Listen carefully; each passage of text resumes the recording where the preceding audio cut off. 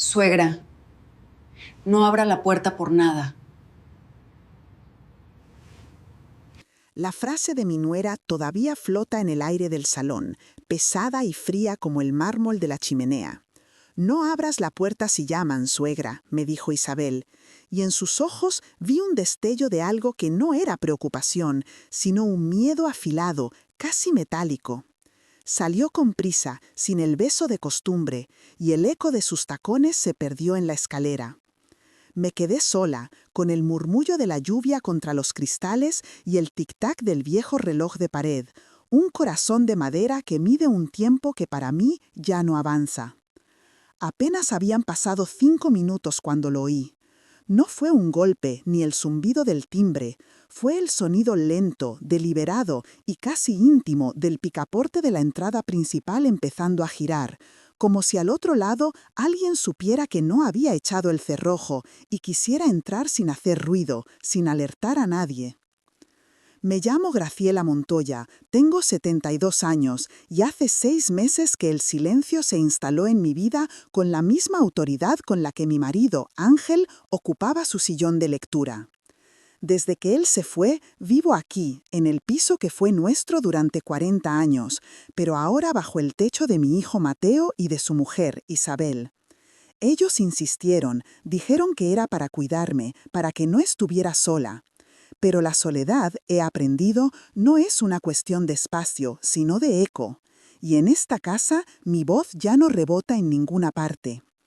Me siento como una de esas fotografías antiguas que se guardan en una caja de galletas, un recuerdo que se conserva por obligación, pero que ya nadie mira de verdad, cuyo significado se ha ido desvaneciendo con el tiempo.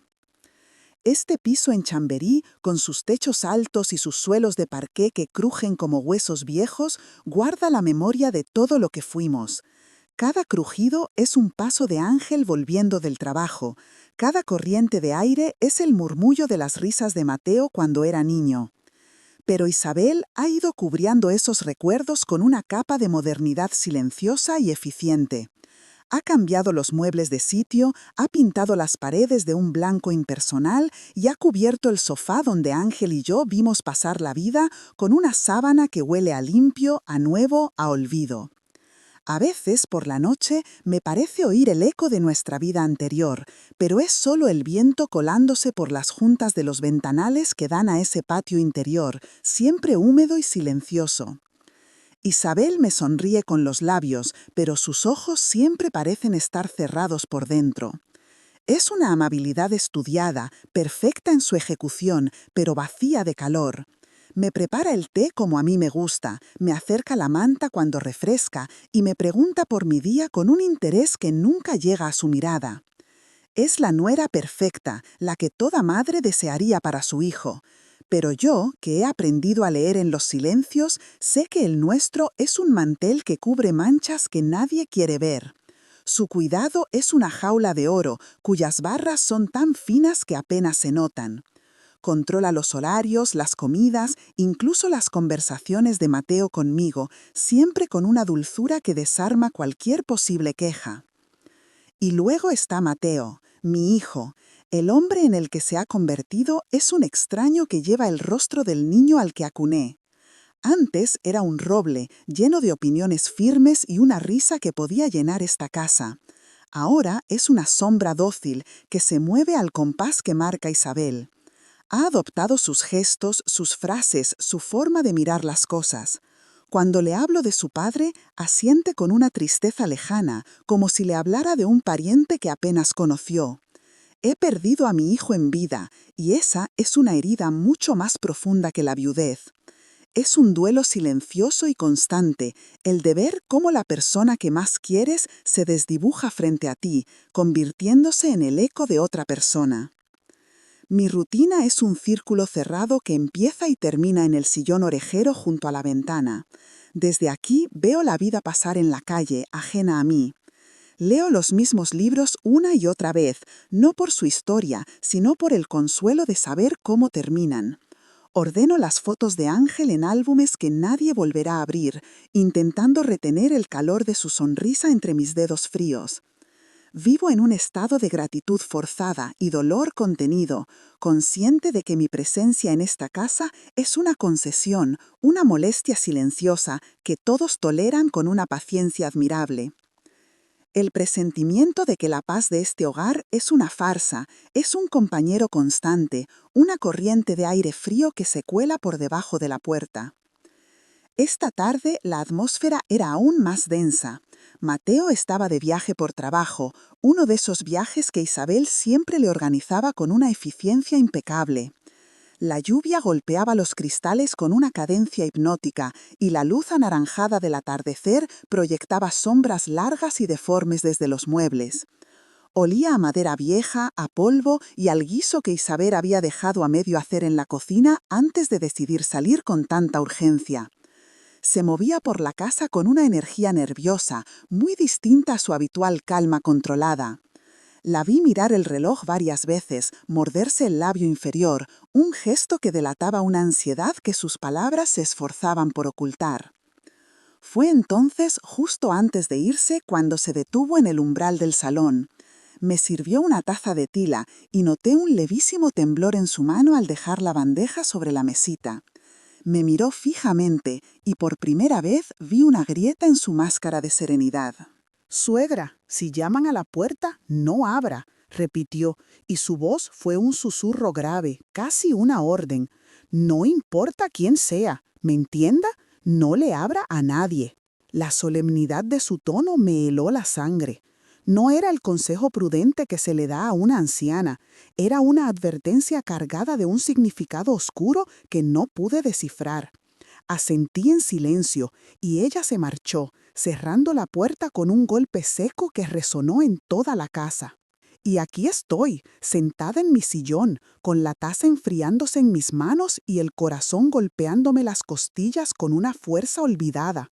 El picaporte ha dejado de girar.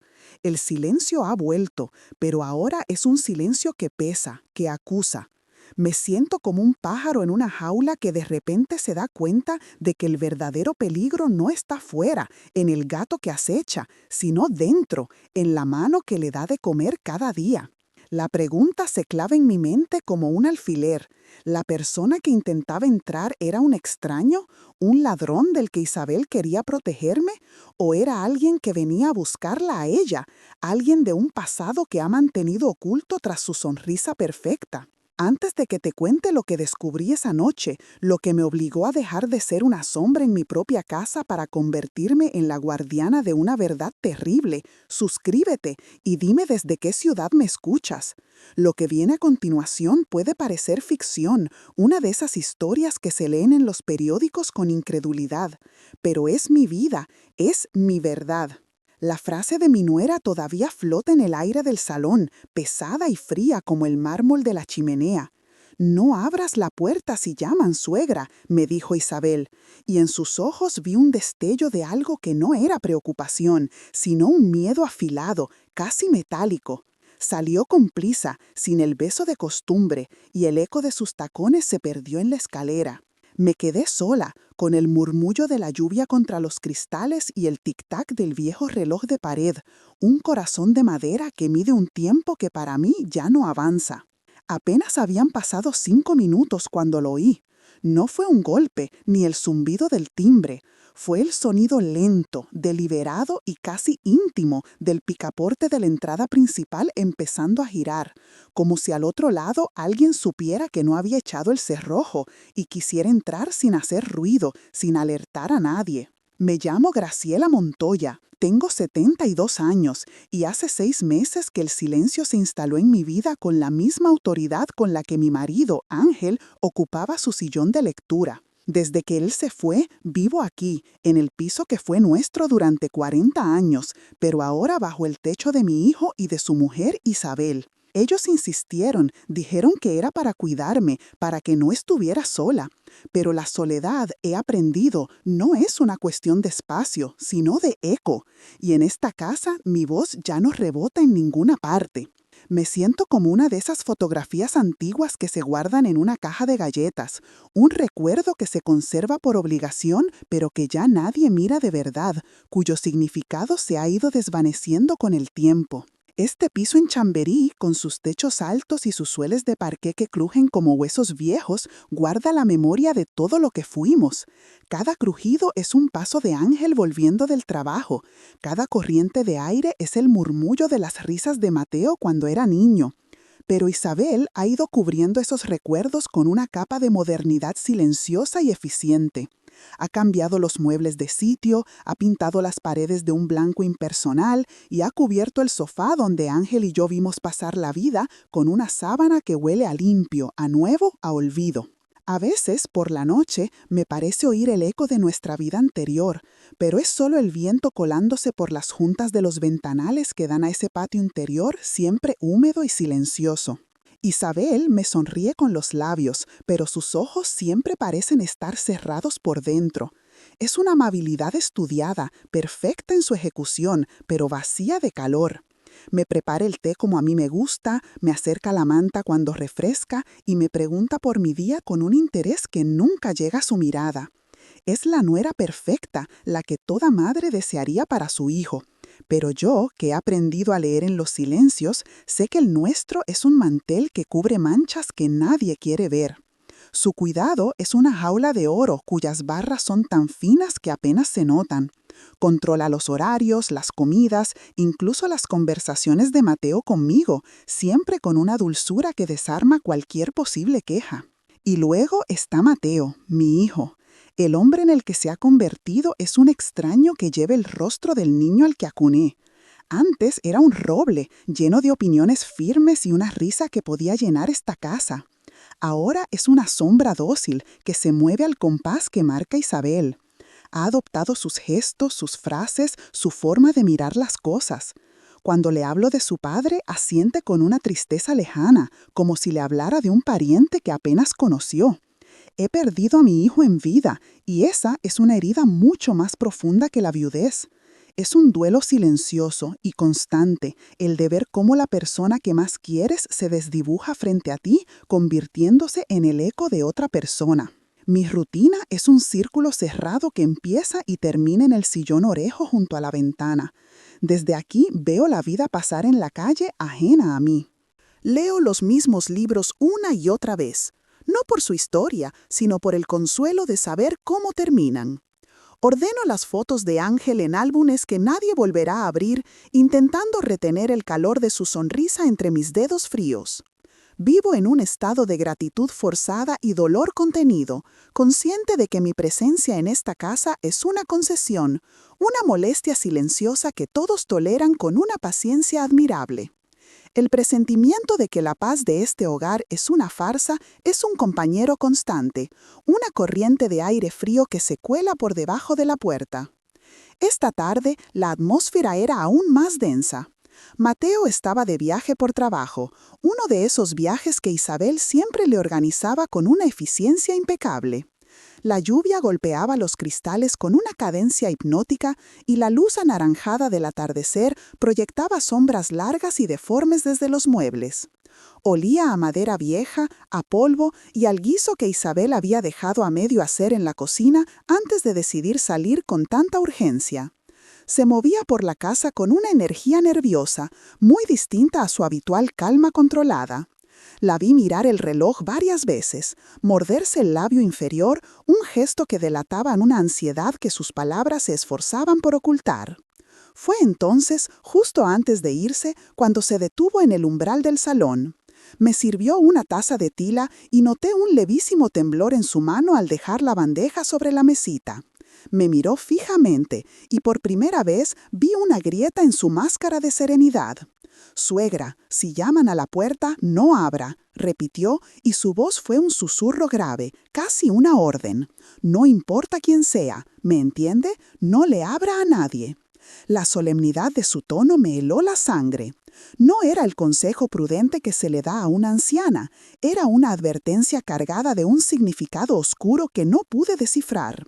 Asentí en silencio y ella se marchó, cerrando la puerta con un golpe seco que resonó en toda la casa. Y aquí estoy, sentada en mi sillón, con la taza enfriándose en mis manos y el corazón golpeándome las costillas con una fuerza olvidada. El picaporte ha dejado de girar. El silencio ha vuelto, pero ahora es un silencio que pesa, que acusa. Me siento como un pájaro en una jaula que de repente se da cuenta de que el verdadero peligro no está fuera, en el gato que acecha, sino dentro, en la mano que le da de comer cada día. La pregunta se clava en mi mente como un alfiler. ¿La persona que intentaba entrar era un extraño, un ladrón del que Isabel quería protegerme? ¿O era alguien que venía a buscarla a ella, alguien de un pasado que ha mantenido oculto tras su sonrisa perfecta? Antes de que te cuente lo que descubrí esa noche, lo que me obligó a dejar de ser una sombra en mi propia casa para convertirme en la guardiana de una verdad terrible, suscríbete y dime desde qué ciudad me escuchas. Lo que viene a continuación puede parecer ficción, una de esas historias que se leen en los periódicos con incredulidad. Pero es mi vida, es mi verdad. El picaporte dejó de girar.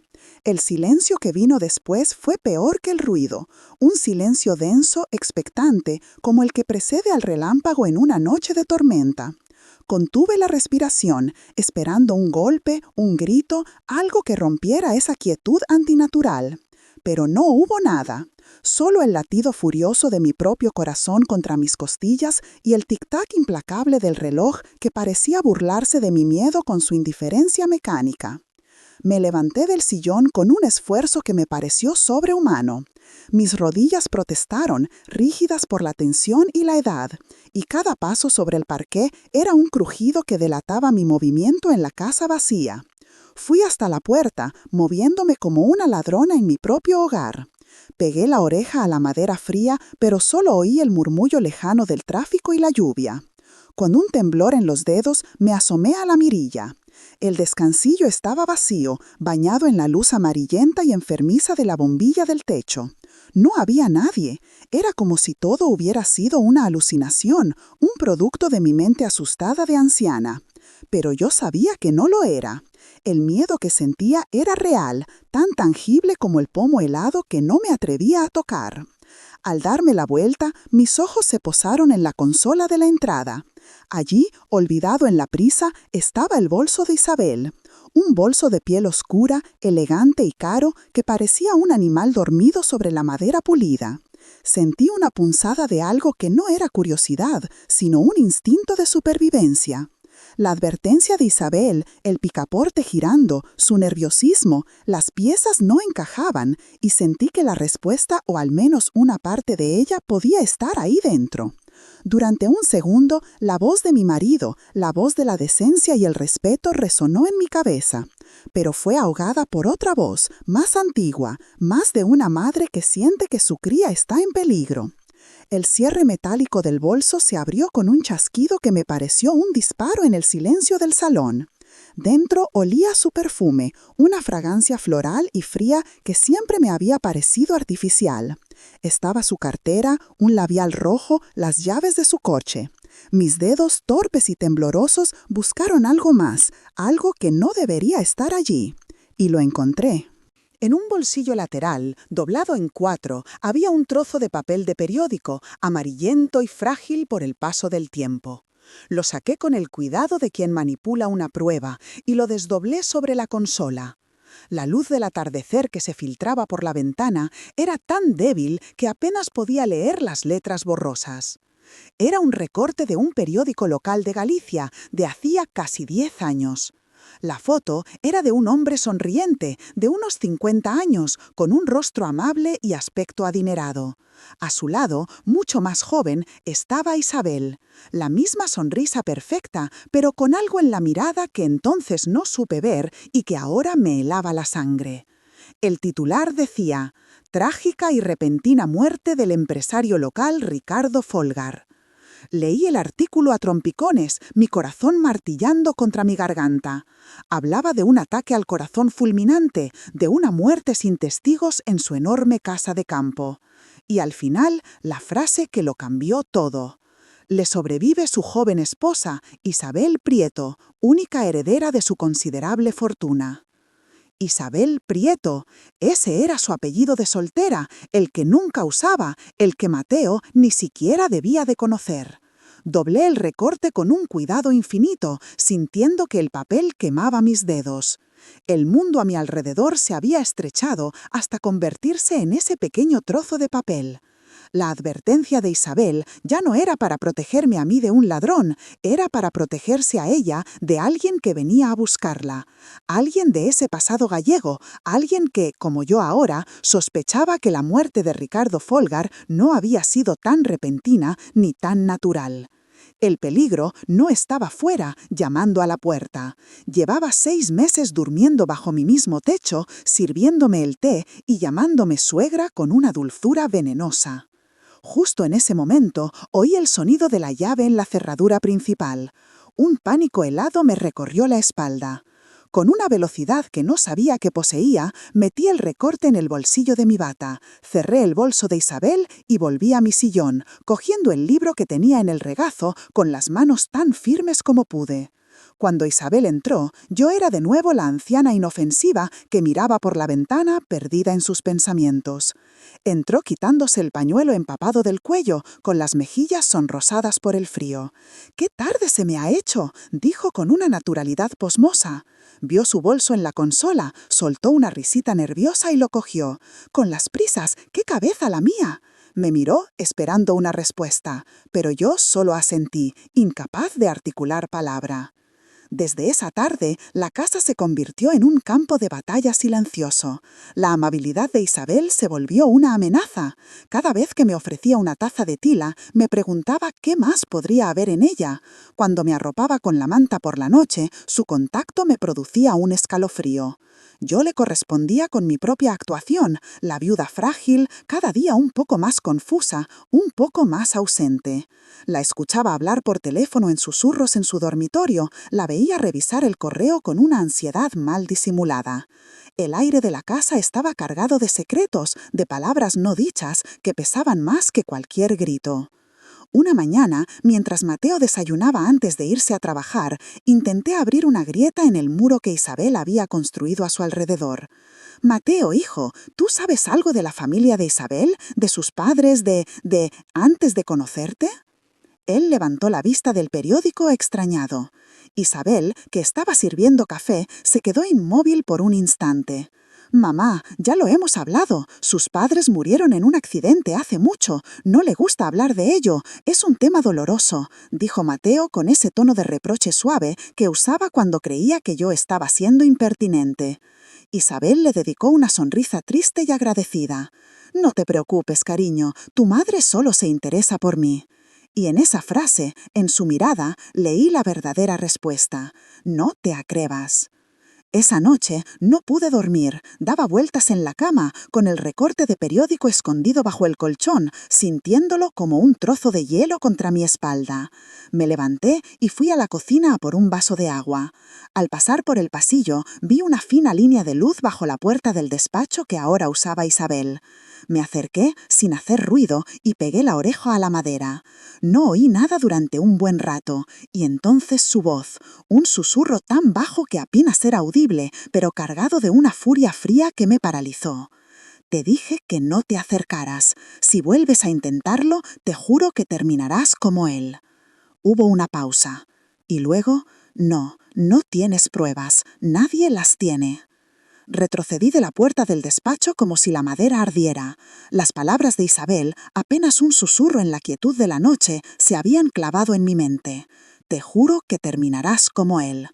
No había duda, el él era Ricardo Folgar, el hombre sonriente del recorte de periódico que ahora sentía como una brasa. El miedo que había sentido hasta entonces era una sombra difusa, un presentimiento. Ahora tenía forma, nombre y una frialdad que me calaba los huesos. Volví a mi casa sin hacer ruido, pero el sueño ya no era una opción. Me quedé tumbada con los ojos abiertos en la oscuridad, escuchando los latidos de una casa que se había convertido en la tumba de un secreto. A partir de esa noche, mi papel de anciana frágil dejó de ser una carga para convertirse en mi única arma. Pulí mi actuación con el esmero de un artesano. Exageré mis olvidos. Dejé caer tazas que antes sostenía con firmeza. Pedí que me repitieran las cosas 2 veces. Me convertí en una presencia tan insignificante como el jarrón de flores artificiales que Isabel había puesto en el recibidor. Y ella pareció relajarse. Su vigilancia, antes constante, se volvió más laxa. Me veía como un mueble viejo, alguien a quien ya no era necesario controlar. No sabía que, desde mi sillón, mis ojos lo registraban todo. Las llamadas que cortaba en cuanto yo entraba en la habitación, los sobres que llegaban sin remite y que ella escondía con presteza, la forma en que su sonrisa nunca, nunca llegaba a sus ojos. Mi única salida, mi único respiro, era la compra semanal en el mercado de Chamberí. Era un ritual que me negaba a cederle a Isabel a pesar de sus insistencias. Necesitaba ese aire, el bullicio de la gente, el olor a fruta fresca y a pescado salado. Era mi conexión con un mundo que seguía girando ajeno al veneno que se cocinaba a fuego lento en mi hogar. Fue allí, una mañana de jueves, entre el puesto de las aceitunas y el de los encurtidos, donde todo volvió a cambiar. El aire estaba cargado del aroma a tomillo y romero, y la luz del sol se filtraba a través del techo de cristal, dibujando patrones cambiantes en el suelo de baldosas. «Disculpe, ¿es usted la suegra de Isabel Prieto?» La voz era queda, casi un susurro, pero firme. Me giré y vi a una mujer de mi edad, tal vez algo más joven, con el pelo gris recogido en un moño austero y unos ojos oscuros y profundos, enmarcados por arrugas que no eran de risa, sino de pena. Llevaba un abrigo oscuro, gastado en los puños, y sostenía una bolsa de tela con una mano que temblaba ligeramente. Su pregunta me paralizó. Nadie en Madrid llamaba a Isabel por su apellido de soltera. Asentí, con el corazón encogido. «Me llamo Amalia Folgar», dijo, y su nombre cayó entre nosotras como una piedra en un pozo. «Soy la hermana de Ricardo, su primer marido». Miró a ambos lados, con el nerviosismo de un animal acosado. «Llevo semanas observando la casa. Fui yo, la del otro día, la del picaporte. Tenía que saber si estaba sola, si podía hablar con usted. No quería asustarla, pero no sabía qué más hacer». El mundo a mi alrededor, los gritos de los vendedores, el murmullo de los compradores, todo se desvaneció. Solo existíamos ella y yo, dos mujeres unidas por la misma sombra. «¿Qué quiere?», pregunté, mi voz un hilo tembloroso. «Advertirla», respondió con urgencia. «Esa mujer huyó de nuestro pueblo en cuanto empezamos a hacer preguntas. Mi hermano estaba perfectamente sano, Graciela. El día que murió, acababa de llamar a su abogado para cambiar el testamento. Quería dejarle la mitad de todo a sus sobrinos. Isabel era la única que estaba con él cuando ocurrió, la única. La policía lo cerró todo en 48 horas. Ataque al corazón, dijeron. Nadie quiso escuchar. Su mano se posó en mi brazo y su tacto era frío, desesperado. Ella no se detiene ante nada. No sé qué pretende con su hijo, pero no es nada bueno. Tenga cuidado, lo ve todo». Sacó un trozo de papel arrugado del bolsillo de su abrigo y lo deslizó en la palma de mi mano. Era un número de teléfono. «Si necesita algo, lo que sea, si ve algo raro, llámeme». Y sin decir más, se dio la vuelta y se perdió entre la multitud, dejándome allí, de pie junto al puesto de aceitunas, con un trozo de papel en la mano que pesaba como una sentencia. El olor a romero, de repente, me pareció el de una corona funeraria. Volví a casa en un estado de trance. El peso de las naranjas en mi carrito de la compra me parecía insoportable, pero no era nada comparado con el peso que sentía en el alma. Ya no estaba sola en mis sospechas, pero la confirmación de Amalia convertía mi miedo en un terror tangible. Cuando entré por la puerta, Isabel estaba en el salón, doblando la colada. Levantó la vista y me sonrió. «Ha tardado, suegra. ¿Se encuentra bien? Está muy pálida». Su mirada me escrutó, afilada como un bisturí, buscando cualquier fisura en mi fachada. Me obligué a devolverle una sonrisa temblorosa. «Es el gentío, hija. Cada día me cansa más». Dejé el carrito en la entrada y me fui directamente a mi habitación, sintiendo sus ojos clavados en mi espalda. Sabía que había notado algo. La calma tensa que reinaba en la casa se había roto. Esa noche, con el número de Amalia a buen recaudo en mi joyero, stoté que no podía seguir siendo una espectadora. Las palabras de aquella mujer me habían dado el coraje que me faltaba. Necesitaba pruebas, algo que Mateo no pudiera ignorar, algo que rompiera el hechizo que Isabel había tejido a su alrededor. Pensé en los lugares que ella había hecho suyos, los rincones de la casa donde yo ya no entraba. Y recordé el despacho de Ángel. Ella pasaba horas allí dentro, con la excusa de organizar las facturas. Esperé hasta que el silencio de la madrugada envolvió el piso, hasta que solo se oyó la respiración acompasada de la ciudad dormida. Salí de mi cuarto descalza, sin hacer el menor ruido. La puerta del despacho estaba entornada. Entré. El aire olía a ella, a su perfume frío, que había desplazado el aroma a tabaco de pipa y a papel viejo de mi marido.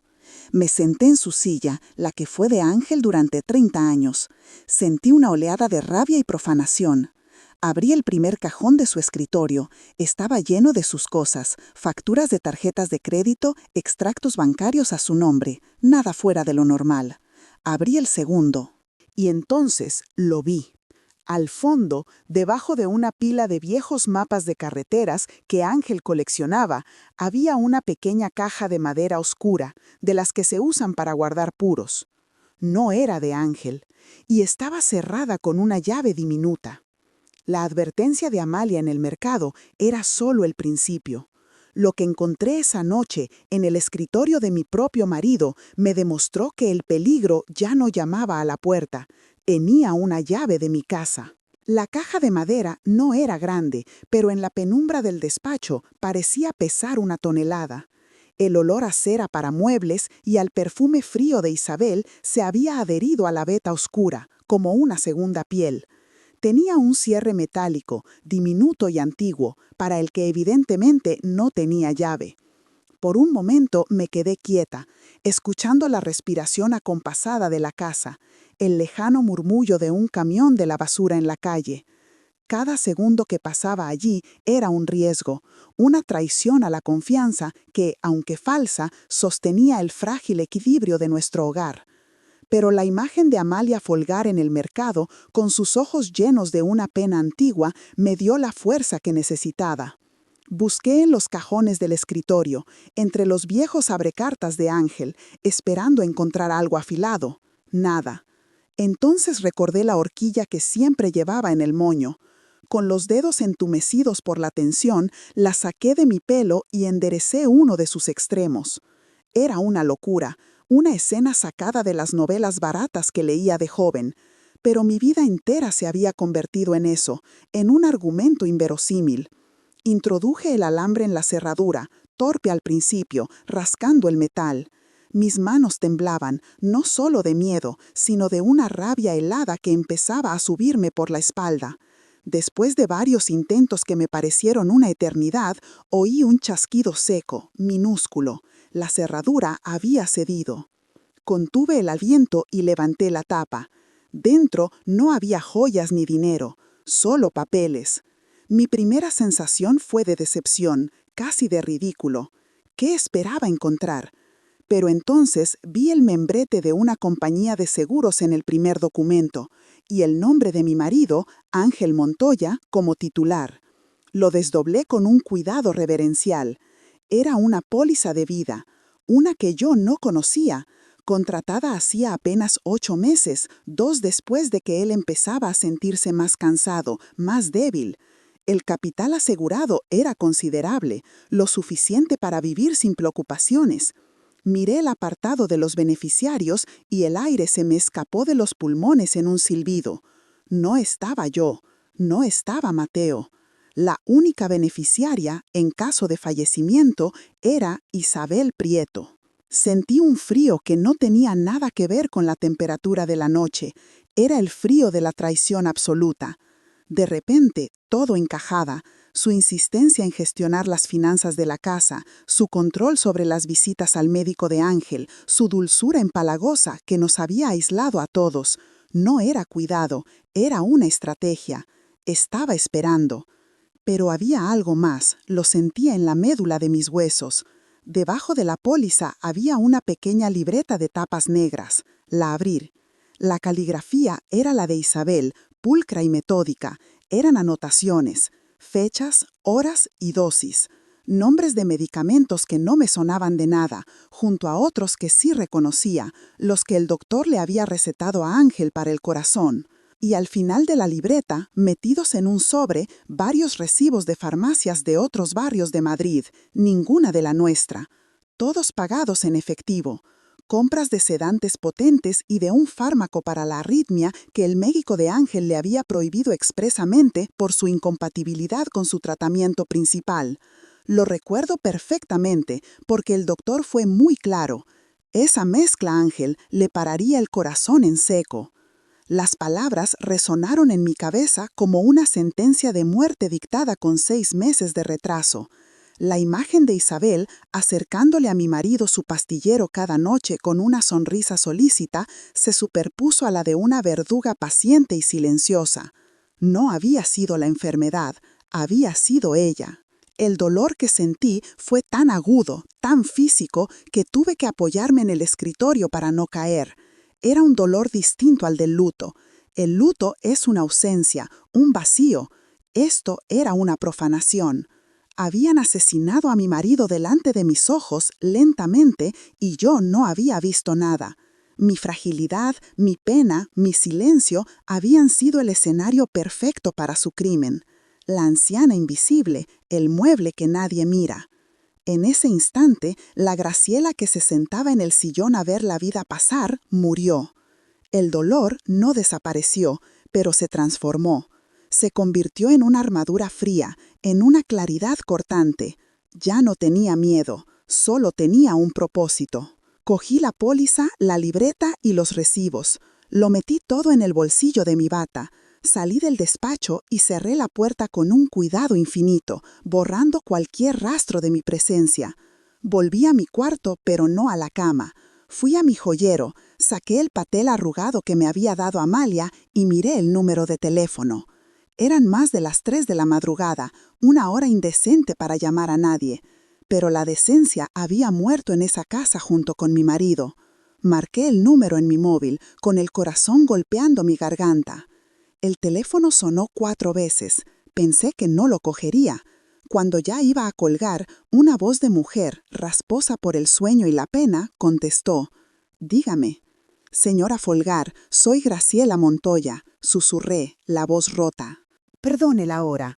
Tenía que llamar. Hubo un silencio al otro lado de la línea, y luego un jadeo. «Dios mío, ¿está bien? ¿Le ha pasado algo?» «Estoy bien», mentí. «Pero lo he encontrado las pruebas. No solo lo de su hermano, también lo de mi marido. Lo ha hecho otra vez». Le conté a trompicones lo que haría en la caja, la póliza, la libreta, los recibos. No la interrumpí, pero podía oír su respiración entrecortada al otro lado. Cuando terminé, Amalia no lloró. Su voz, cuando habló, era dura como el granito. Lo sabía, con mi hermano fue igual, un seguro de vida nuevo y una salud que empeoraba sin explicación. Un amigo nuestro, que es médico, siempre sospechó que utilizó un digital, un fármaco para el corazón. En dosis pequeñas y mezclado con otras cosas, es un veneno perfecto, indetectable en una autopsia rutinaria. Pero nunca tuvimos pruebas, solo sospechas. Y las sospechas no sirven de nada ante la ley. Hizo una pausa. «Graciela, tiene que tener mucho cuidado. Ahora usted es la única que se interpone en su camino. Es más peligrosa de lo que imagina». Colgué el teléfono. La luz del alba empezaba a teñir de un gris pálido las cortinas de mi ventana. La ciudad despertaba a un día normal, ajena a la guerra que acababa de declararse en el silencio de este piso. Sostuve los papeles en mi mano. Ya no eran solo trozos de papel. Eran la voz de Ángel, la voz de Ricardo Folgar, pidiendo una justicia que les habían negado. Ya no se trataba de proteger a mi hijo de una mala mujer. Se trataba de honrar la memoria del hombre con el que había compartido mi vida. Esa noche entendí que ya no había vuelta atrás. Sabía que no podía esperar. La verdad, una vez desenterrada, es como un animal herido. O lo curas o te ataca. Y la verdad que yo sostenía en mis manos, en forma de pólizas y recibos, no buscaba sanar, sino morder. Mateo había vuelto de su viaje esa misma tarde. Lo vi cansado, ajeno a la corriente subterránea que envenenaba el aire de su propia casa. Lo vi besar a Isabel, un beso rutinario, vacío, y sentí una punzada de lástima por él, por el cordero que dormía junto al lobo. Decidí que sería esa noche. La justicia, como los fantasmas, prefiere la quietud de la madrugada, cuando las máscaras duermen en las mesillas de noche. Esperé a que el silencio se hiciera dueño del piso. El único sonido era el zumbido eléctrico del frigorífico en la cocina, un corazón metálico que bombeaba frío. Me levanté y fui hasta allí, descalza, para no alertar a los suelos traidores con mis pasos. Encendí la pequeña lámpara sobre la encimera, una luz amarilla y débil que apenas lograba empujar la oscuridad hacia los rincones. Puse la tetera al fuego, un gesto automático, una excusa para estar allí si alguien me encontraba. Luego saqué los papeles del bolsillo de mi bata y los extendí sobre la mesa de madera, como un jugador que muestra su última mano. La póliza de vida de Ángel, la libreta de tapas negras, los recibos de las farmacias. Eran mi ejército, silencioso y terrible. No tuve que esperar mucho. Isabel apareció en el umbral, envuelta en un batín de seda. Su rostro, sin el maquillaje del día, parecía más afilado, más pálido. Me miró con extrañeza. «Suegra, ¿qué hace despierta a estas horas? ¿Se encuentra mal?» Su voz era un susurro meloso, el mismo que usaba para calmar a mi marido, para llevarlo hacia la muerte con una sonrisa. Se acercó a la mesa, sus ojos se posaron en los papeles y por un instante, solo un instante, vi el pánico puro asomarse a sus pupilas antes de que lo ocultara tras una máscara de confusión. «¿Qué es todo esto? ¿Ha estado revolviendo en el despacho?» No respondí a su pregunta. Solo levanté la vista y la miré directamente a los ojos.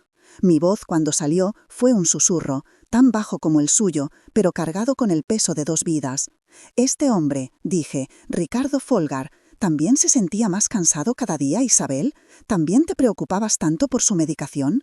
El aire en la cocina se volvió sólido. La tetera empezó a silbar, un grito agudo que rasgaba el silencio, y lo ignoramos las dos. Isabel ya no fingía. Su cuerpo se irguió, la dulzura se evaporó de su rostro como el agua en una sartén al rojo vivo. Lo que quedó era algo duro, frío y afilado como el cristal roto. Sus labios se curvaron en una mueca que no era una sonrisa, sino una declaración de guerra. «Eres más lista de lo que parece, vieja», sisó, y la palabra vieja fue un escupitajo. «Creí que ya no te quedaban luces, me equivoqué». «Lo preparaste todo», continué, mi voz firme sin un atisbo de temblor. «Con él y con Ángel. Los seguros de vida, las dosis extra, los fármacos incompatibles, la viuda desconsolada, el papel de tu vida». Ella soltó una risa seca, sin alegría. «¿Y qué si lo hice? ¿Crees que el mundo le regala algo a mujeres como yo, Graciela? Yo no nací en una casa como esta. Tuve que abrirme paso a arañazos. Hombres como Ricardo, como tu Ángel, creen que lo merecen todo solo por haber nacido. Creen que una cara bonita y un cuerpo joven se compran con 4 lujos y una palabra amable. Se equivocan». Se inclinó sobre la mesa, sus ojos brillando con una furia helada. «Yo solo tomo lo que la vida me debe, lo que ellos me quitaron. Y tú y tu hijo erais el último escalón, el definitivo. Unos meses más y Mateo también habría empezado a sentirse cansado. Su corazón, como el de su padre, era demasiado débil». El horror de sus palabras me golpeó con la fuerza de una ola helada. No era solo el pasado, era el futuro. Mi hijo, el siguiente. Y entonces una voz a nuestra espalda nos hizo sobresaltar a las 2. «¿Qué está pasando aquí?» Mateo estaba en el umbral, con el pelo revuelto y los ojos nublados por el sueño. La escena que vio debió de parecerle una pesadilla, su mujer y su madre enfrentadas a muerte bajo la luz cruda de la cocina, con una mesa llena de papeles entre ellas. Isabel reaccionó con la velocidad de una serpiente. Su rostro se descompuso en una máscara de dolor y miedo. Las lágrimas brotaron de sus ojos como por arte de magia. «Mateo, cariño, menos mal que vienes», sollozó, corriendo a refugiarse en sus brazos. «No sé qué le pasa a tu madre. No está bien. Me acusa de cosas terribles, de la muerte de tu padre. Ha revuelto mis cosas. Me amenaza. Tengo miedo». Mateo la abrazó, protector, y me miró. Y en su mirada no vi duda, sino una profunda decepción, una herida. «Mamá, ¿qué significa esto?», preguntó, su voz cargada de un dolor que me partió el alma. Señaló los papeles. «¿Qué has hecho?». Le tendí la libreta, los recibos. «Léelo, hijo, por favor, es su letra, son las pruebas». Pero él ni siquiera los miró. Sacudió la cabeza, como si no pudiera soportar la visión de mi locura. Ya basta, dijo, con una firmeza que no le oía desde hacía años. Isabel tiene razón, no estás bien. Los celos, el dolor, te están consumiendo. Necesitas ayuda. Cada palabra era un clavo en el ataúd de nuestra relación. En ese instante supe que lo había perdido. La verdad había llegado, sí, pero su luz era tan cegadora que lo había dejado ciego. Y yo, al traerla, me había convertido en la destructora de mi propia familia. Las palabras de Mateo, «necesitas ayuda», quedaron flotando en la cocina como un gas venenoso mucho después de que Isabel apagara la luz con un gesto triunfal y se lo llevara del brazo como a un niño asustado. Me quedé sola en la penumbra, con el silbido agonizante de la tetera y el desorden de los papeles sobre la mesa. No lloré. Las lágrimas son para el dolor, y lo que yo sentía era una fractura, una claridad tan fría y afilada como un trozo de hielo. El amor de mi hijo no me había protegido, me había condenado. En ese instante comprendí que la familia que yo había intentado salvar ya no existía. Se había roto en el momento en que Mateo eligió la mentira cómoda en lugar de la verdad que le arañaba la cara.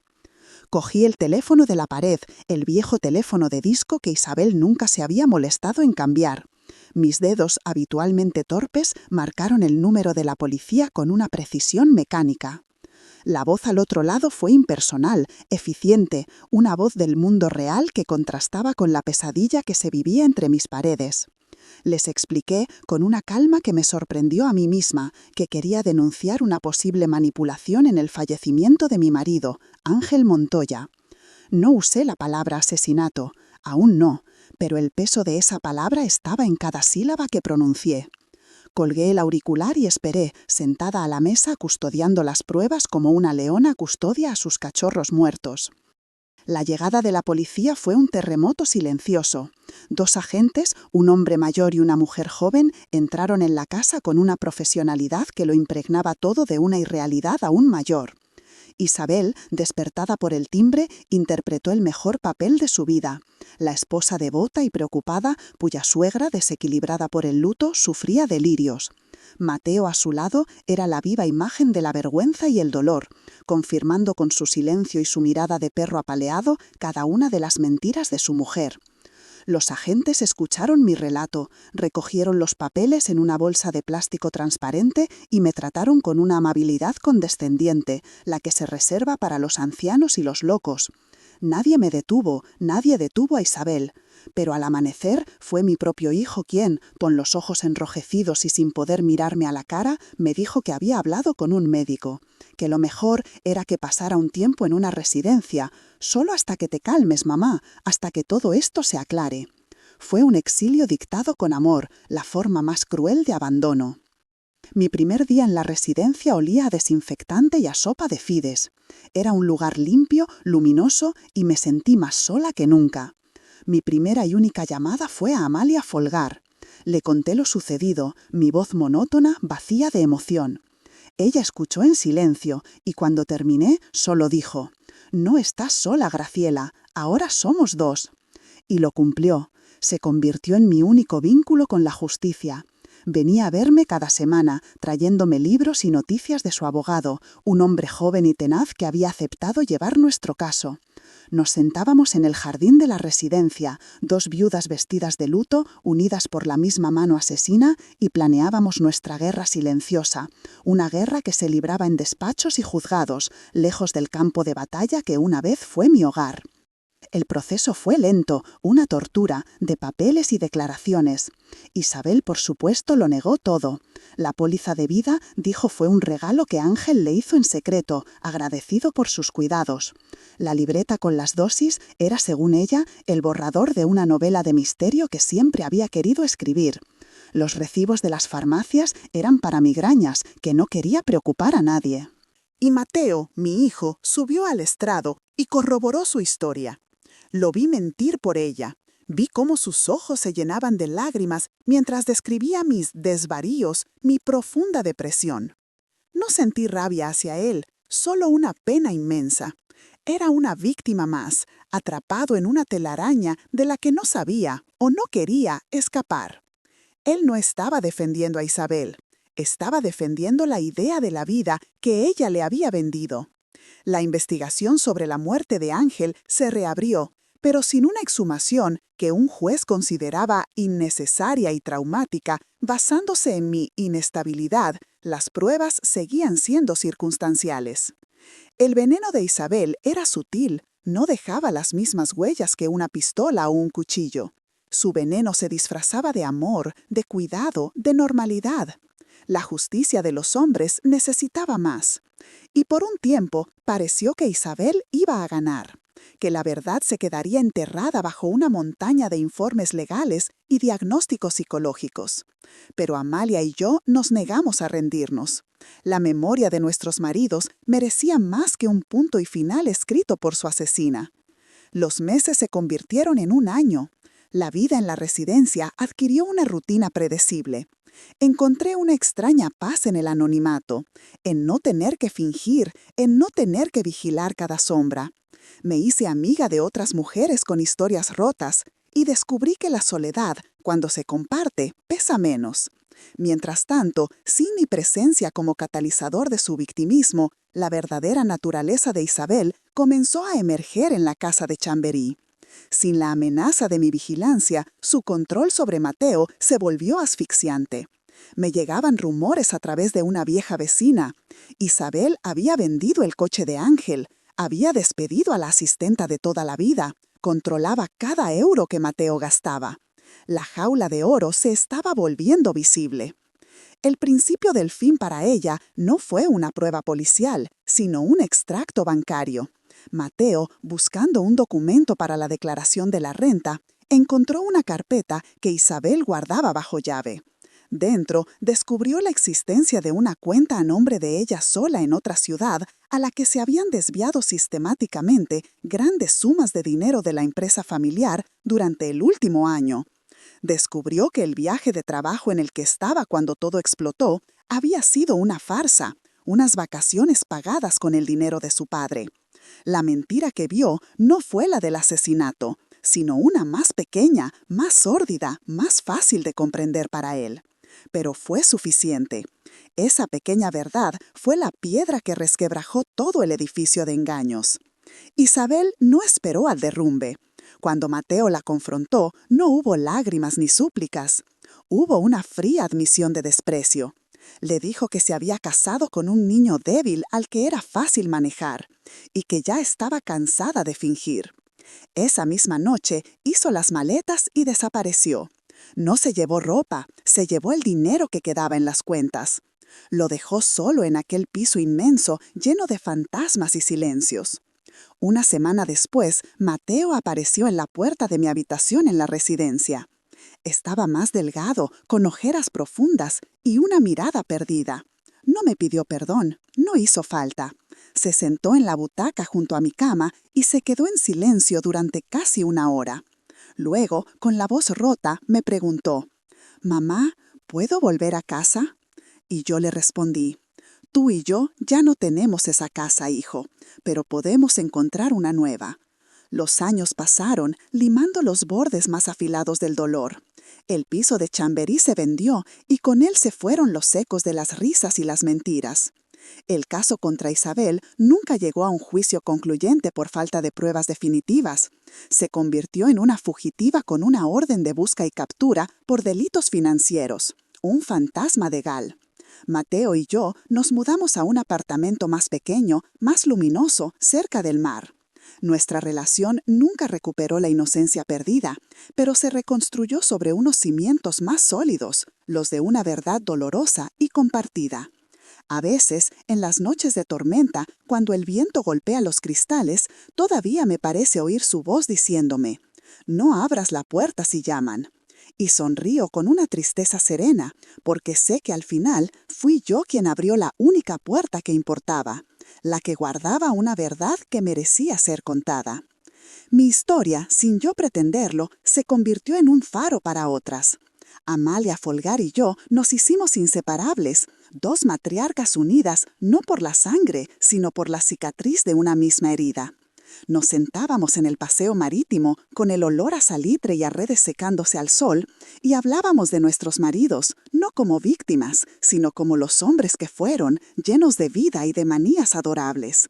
Ella me contaba del humor socarrón de Ricardo y yo le hablaba de la forma en que Ángel se ajustaba las gafas antes de leer el periódico. Nuestra amistad fue la justicia que ningún tribunal pudo darnos.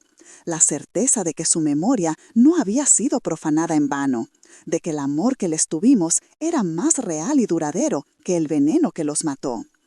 También estaba Carmela, mi vecina del cuarto piso en Chamberí, la mujer que durante meses me observó desde su ventana con una preocupación silenciosa. Cuando todo pasó, fue la primera en llamarme a la residencia. Su voz temblorosa al otro lado del teléfono me dijo algo que nunca olvidaré. Yo sabía que no estabas loca, Graciela. La maldad tiene un silencio particular, y el de esa casa se oía desde el otro lado del patio.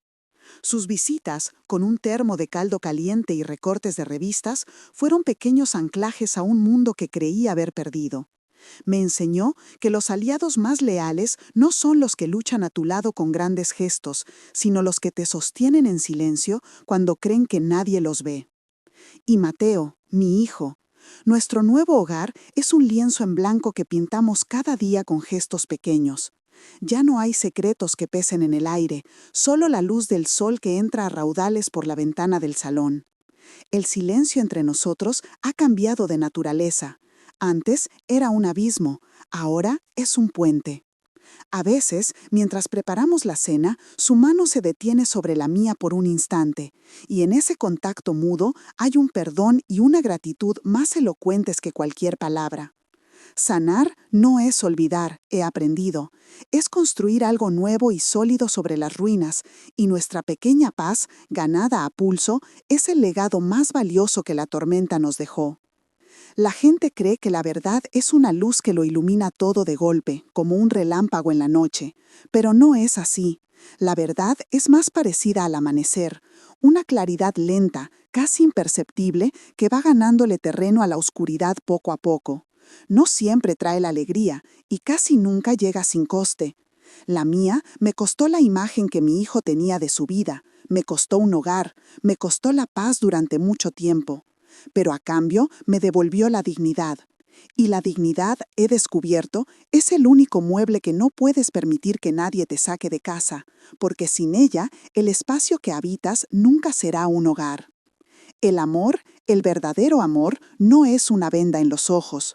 No consiste en proteger a los que quieres de la realidad, sino en darles la fuerza para enfrentarla.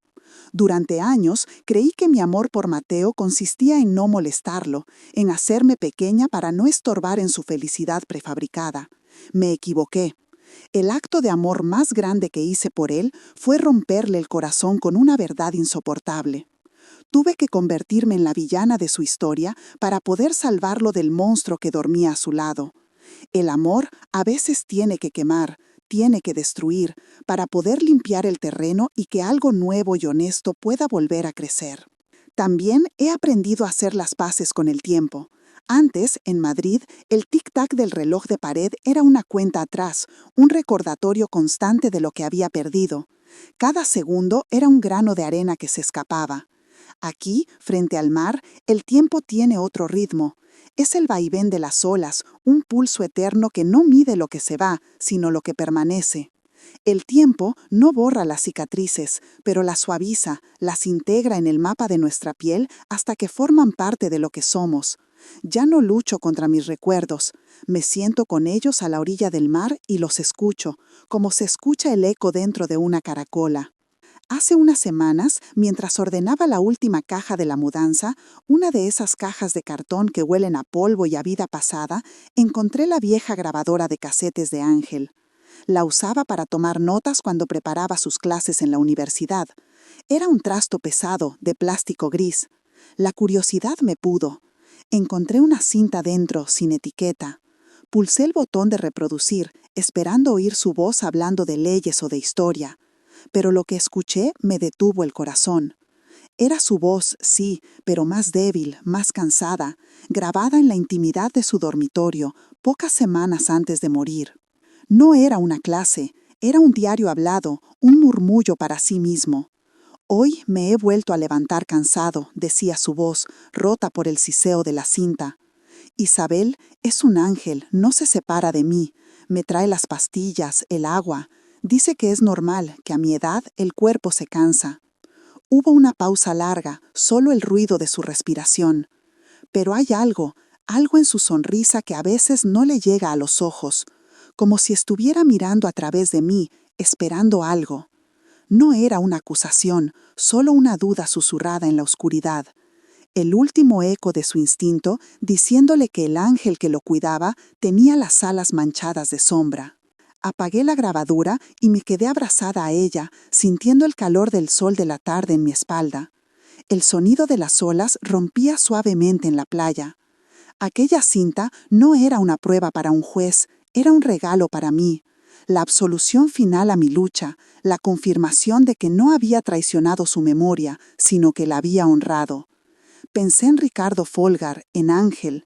Sus voces no se habían apagado del todo, solo habían esperado en el silencio, en el pliegue de un viejo periódico, en el siseo de una cinta magnética, a que alguien tuviera el valor de escucharlas. Porque la verdad no muere, solo aprende a esperar. Si crees que toda historia merece ser contada, comparte este video y suscríbete para seguir reviviendo memorias que el tiempo no pudo borrar. Prometo seguir dando voz a las historias que nunca debieron quedarse en silencio. Soy Graciela Montoya y esta fue mi historia.